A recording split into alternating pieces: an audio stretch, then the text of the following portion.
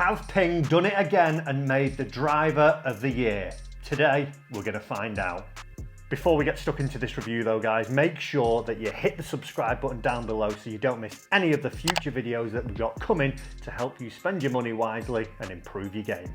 So Ping have a brand new driver, and it's an addition to a lineup that we already know. It is the G430 lineup, and it is now the G430 10K Max that we are seeing being introduced. And the 10K, the number that is the significant improvement in this driver, is something that we've seen from one of the other driver manufacturers recently that has just been released.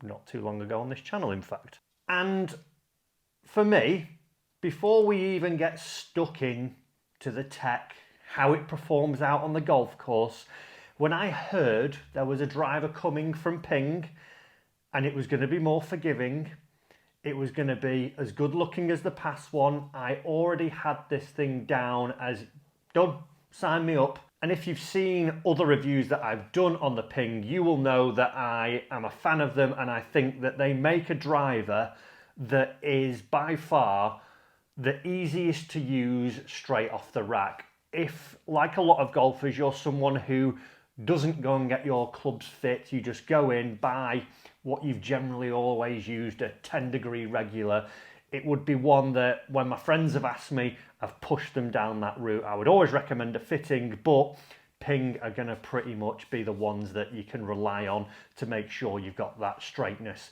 that stability. Is that the case though with this new model? We're going to find out.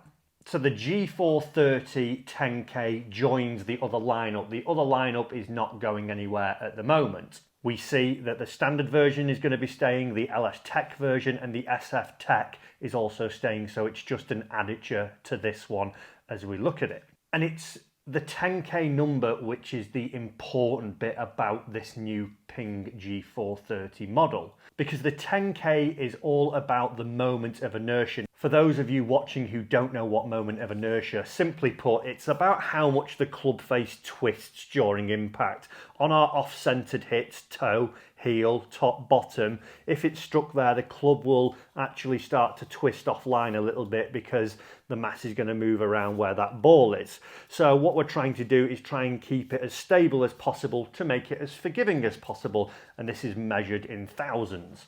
Now, previously, we've not seen a driver get up to this 10,000 number, but with what Ping have done inside this club head, they're now able to push this moment of inertia up to that 10,000 mark, thus resulting hopefully in a more stable club head, straighter, more forgiving drives, while still being able to maintain some speed off the face through other advancements in the head. And those advancements come in how the structure of the head is actually built. Firstly, we see the carbon fly wrap on top of this driver. Now, that isn't currently in the G430 model, it is in the LS Tech model. So if you've seen those, you almost see a noticeable line on top of the driver where we have the titanium and then we have the carbon crown.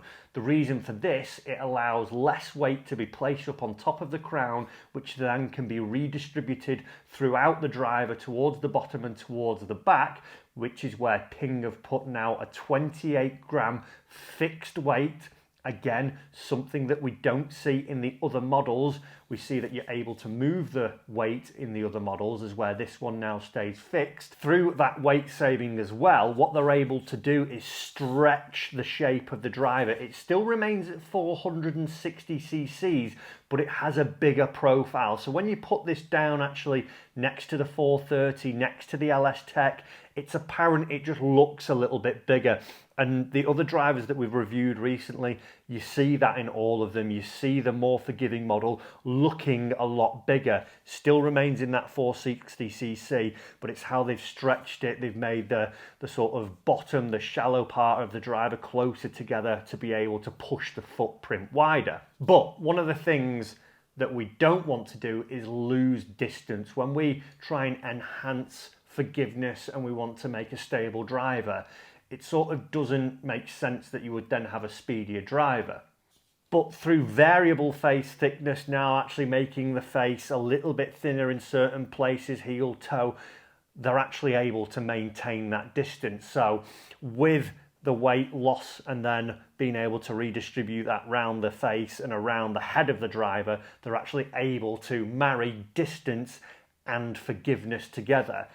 And I must say, I like the look of this driver. I play the G430 already, but having that little bit of the LS Tech in here on a forgiving driver, I like that, being able to see the carbon crown. It looks very much like all the 430 models as we go through them.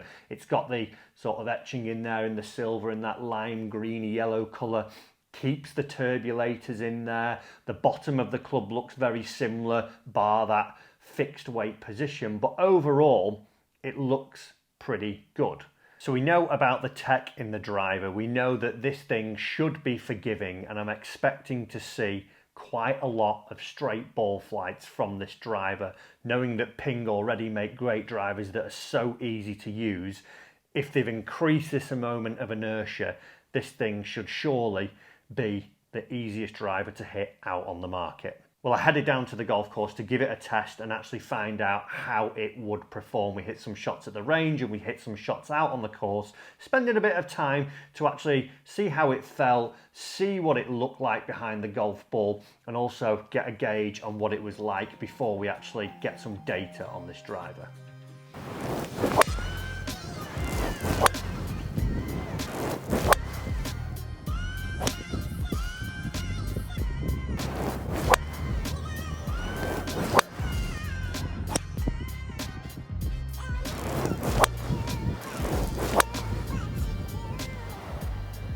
As I said earlier, I expected this to be a sure shoo-in for being the best driver of the year.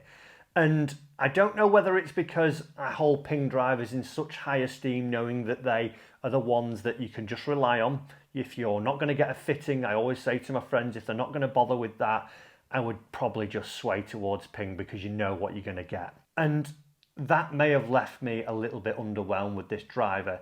It was good. I was seeing elements of this forgiveness. I was seeing that on the toe, the heel strikes, I was still getting away with a bit. I tended to have a little bit more fade than I normally would, which is a shot that I generally play. It wasn't a slice or anything like that. I was just having a little bit left to right, and it was pretty consistent in that shape. I didn't really lose anything left.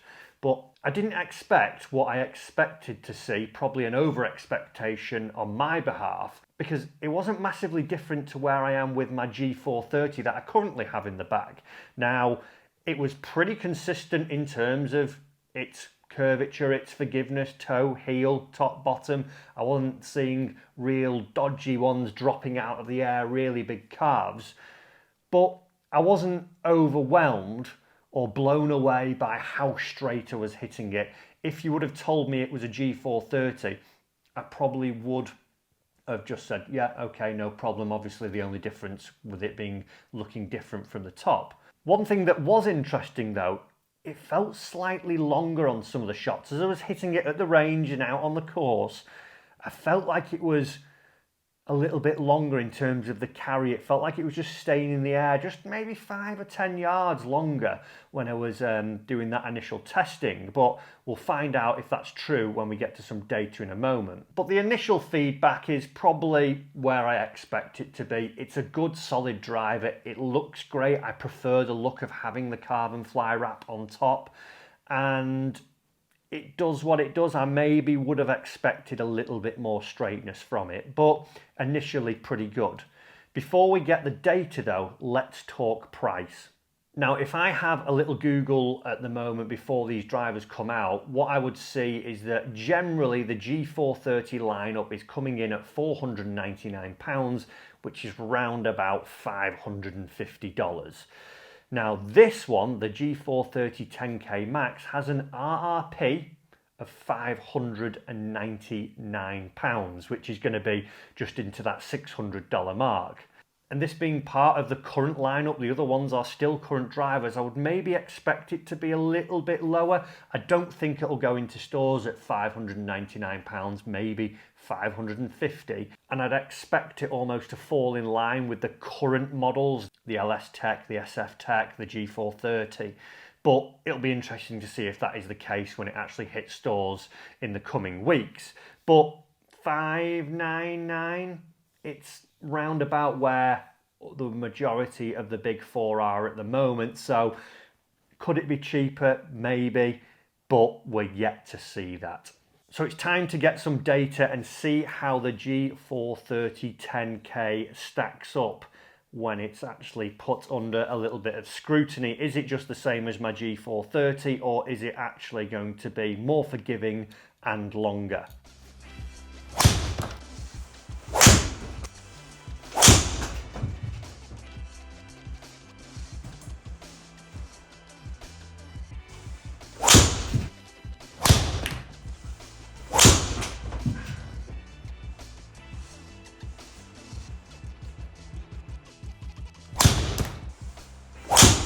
Well, after hitting numerous amounts of shots in the studio and actually getting to grips with the driver, and actually as I spent more and more time with this driver, I think my expectations were actually starting to be met, because the spin number to start off with was round about where I would want it. It was that mid-2000 number. And in terms of consistency, what I was seeing was, from my warm-up to actually getting into hitting them, it straightened out more and more as I got used to the driver, as I was getting the feel of it, as I was getting my iron with my golf swing. I found that I was getting straighter and straighter and straighter, and overall I started to feel like it was one of the straighter drivers that I was hitting. Then we actually take a look at the distance. This one, the G430 10K, was actually carrying 292 yards.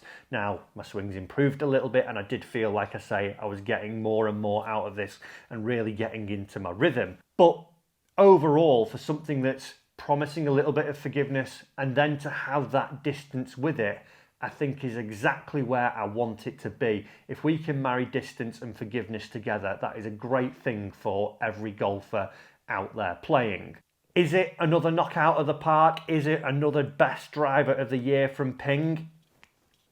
I don't think it is, but I think it's exactly what I would expect from Ping. Something that is reliable, it does exactly what it says on the tin. There's not loads of claims, loads of hoo-ha about it, but it's a good, solid performing driver. And for me, it's going to be one of them that I think I'm going to have to consider for 2024, because like I say, distance and forgiveness, getting those in one package is a big, big tick.